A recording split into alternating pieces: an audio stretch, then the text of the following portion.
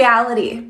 I have spent the last year speaking about men's issues and having people tag me in videos that have gotten millions of views, millions of likes, that are just promoting the most sexist, gender-dividing ideas into society. But then you have some crazy potty-mouthed, tattooed-looking motherfucker that pops up out of nowhere and is like, hey, what you're doing is wrong. And society feels the need to censor me.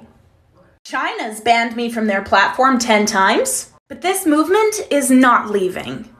This is Roma Army. She has over 360,000 subscribers on YouTube, accumulated around $11,000 a month on Patreon. She's a female men's rights activist but has yet to say anything novel about the topic. But what is unique isn't her talking points or that obvious neck tattoo, it's her age. She's only 23 years old. Young adults are largely consumers of the red pill, so the few who are content creators are an anomaly. Some gain traction like Young Men's Daily Red Pill, who has over 50,000 subscribers.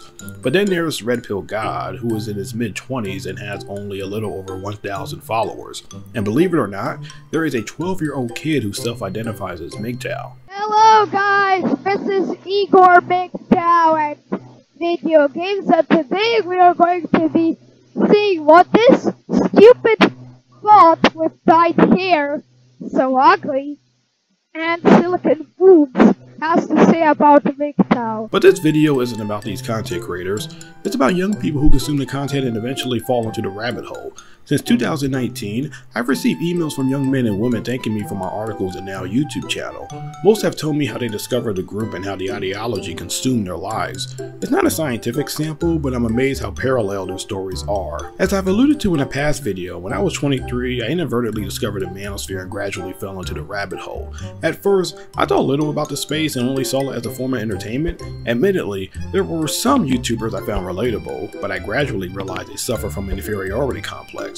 But after tuning in more and listening to various content creators, notably Donovan Sharp, I noticed glaring issues that this was much more than good-natured banter. When I published an article on SYSBM in 2019, a young man named Skylar reached out to me. Having felt disconnected from his blackness by living in a predominantly white suburb and joining a white fraternity while in college, he sought to reconnect by consuming pop culture and eventually stumbled upon Angry Man. At first, he didn't think much of the content, but gradually he realized how bitter and misogynistic the content creators were, especially when he came across SYSBM. I was shocked how isomorphic our encounters were with the Manosphere. I have had various people contact me then with similar stories. Most experience romantic frustrations and others simply stumbled upon the community unintentionally. One guy told me he still struggles to eradicate the talking point that black women truly desire to be with white men. Interestingly enough, my interaction with individuals have forced me to recognize my own bias. I used to think only extremely sheltered people fell for this stuff, but most weren't sheltered at all. They discovered the community when they were at a vulnerable period in their lives. Most of them told me that they did take some valuable information away from the space. I wholeheartedly agree with them, but overall, I would never promote the space because it spews too much misinformation and is too easy to discover its fringe elements. I literally have subs who consume the content and I have to constantly remind them that not all men think like this. That's why I decided to begin a series where I'll be interviewing former followers of the Red Pill and Manosphere. I'm sure these stories will be diverse and some will likely be the opposite of my experience, but I view this as a learning opportunity since I've only observed the community and never became a loyal follower. Some of these guys began following the group over a decade ago and have valuable insight that the world should hear.